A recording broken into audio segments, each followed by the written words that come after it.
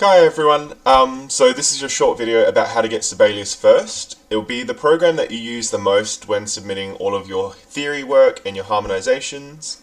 So you need to bring up Google Sibelius first, and then it comes from a program called Avid, a company called Avid. You will need to create an account and pop your first name, your last name, your country, Australia, then your email, and a little password in there. With your email, you can use your student email. If your parents would rather that you use their email, that would be more appropriate, because that's how you're going to get your download link.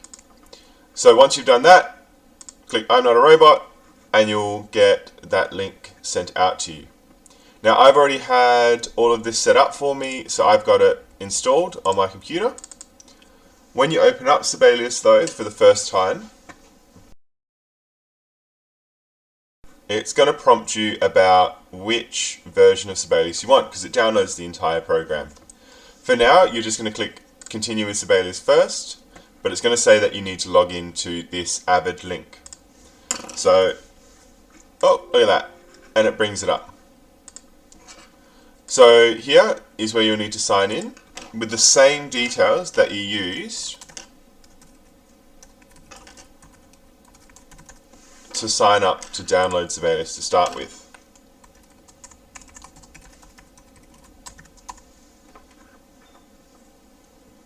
We'll have a think about it. It'll check that you've actually put in all the right details. Hopefully I've got my password right. Fingers crossed.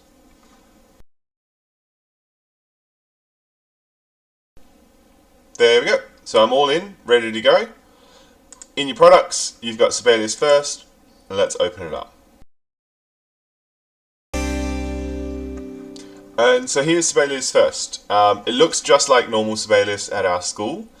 And when you do your work, I'll try and send out templates through Sibelius that you can complete it all on.